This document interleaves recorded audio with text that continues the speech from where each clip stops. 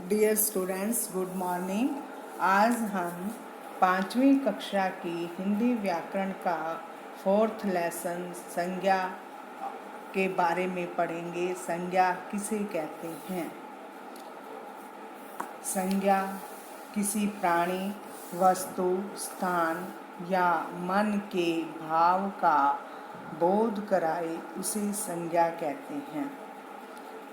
आपने पहले भी इस लेसन की रीडिंग की। लेसन में नीले अक्षरों को पढ़ा, जिसमें से प्राणियों के नाम आए शोभा, दादी, बकरी, बबली। वस्तुओं के नाम आए बस्ता, खाने का डिब्बा, मेज। स्थान के नाम आए शहर, घर, स्कूल। भावों के नाम आए गुस्सा, हैरानी और हंसी। ये सब नाम हैं। नाम से ही संज्ञा तैयार हो गई।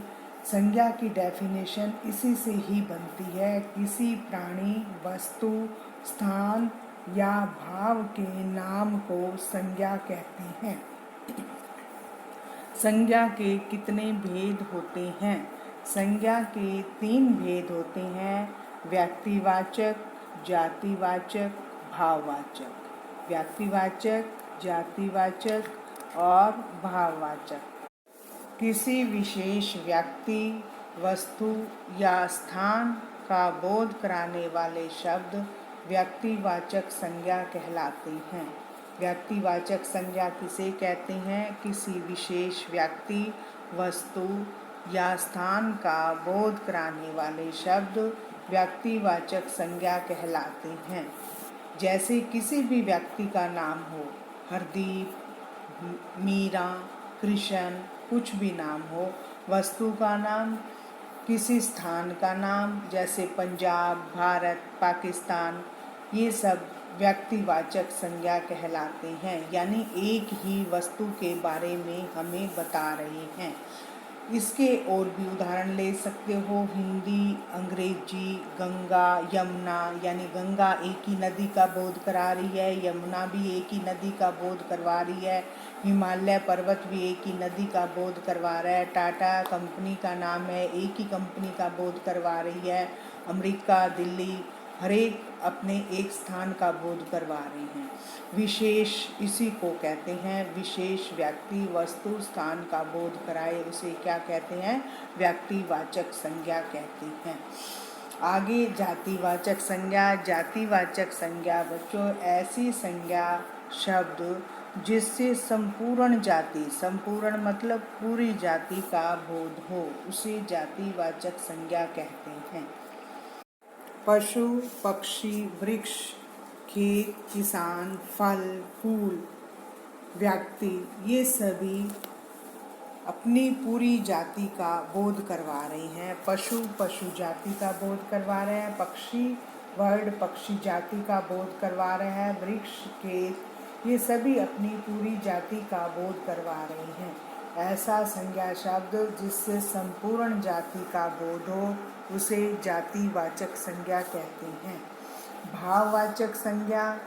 भाववाचक जिन संज्ञा शब्दों से हमें किसी के स्वभाव, गुण, दोष या दशा का पता चले, उसे भाववाचक संज्ञा कहते हैं। स्वभाव मतलब नेचर से, गुण उसका अच्छा है, उसके अंदर अच्छे गुण हैं या बुरे गुण हैं, ऐसी बातों का पता चले उसे हम भाववाचक संज्ञा कहते हैं। जैसे खुशी, उदासी, उड़ान, कड़वा, मीठा, वीरता, कायरता, भूख, प्यास आदि। ये भाववाचक संज्ञा हम महसूस कर सकते हैं, देख नहीं सकते, क्योंकि ये चीज़ें महसूस करने की हैं, देखने की नहीं हैं।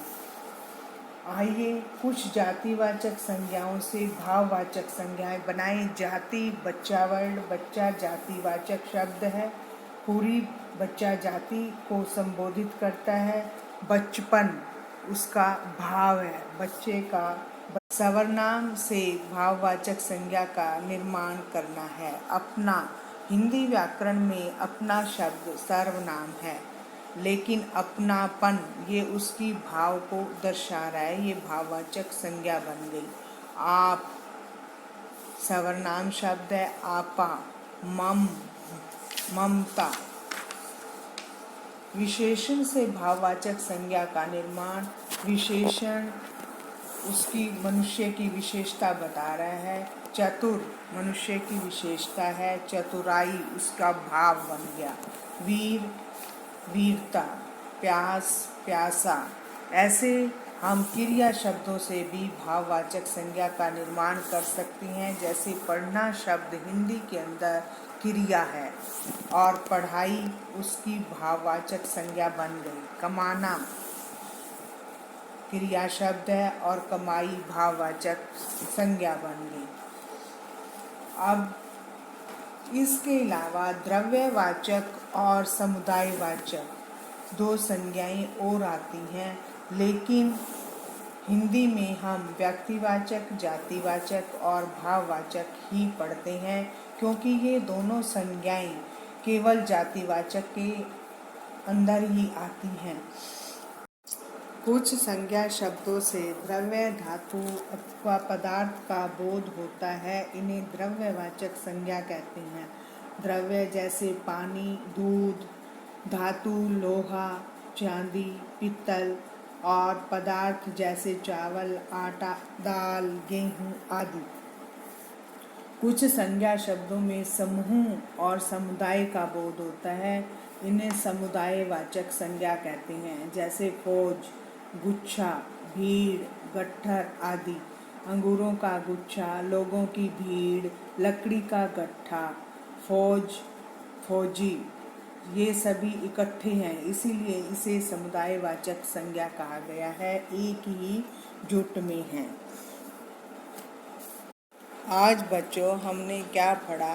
किसी प्राणी, वस्तु, स्थान या मन के भाव का बोध कराने वाले शब्द संज्ञा कहलाते हैं। जैसे प्राणी के नाम, वस्तुओं के नाम और स्थान के नाम, भाव के नाम, इन सभी नामों को संज्ञा कहते हैं। संज्ञा के कितने भेद हैं? संज्ञा के 3 भेद हैं: व्यक्तिवाचक, जातिवाचक, भाववाचक। व्यक्तिवाचक जो किसी विशेष व्यक्ति, वस्तु, स्थान का बोध करवाए उसे व्यक्तिवाचक संज्ञा कहते हैं। जो संपूर्ण जाति का बोध कराए उसे जातिवाचक संज्ञा कहते हैं। जिन संज्ञा शब्दों से हमें किसी के स्वभाव, गुण और दोष का पता चले उन्हें भाववाचक संज्ञा कहते हैं। इनके अलावा हमने 2 संज्ञाएं और पढ़ी, द्रव्यवाचक संज्ञा और समुदायवाचक।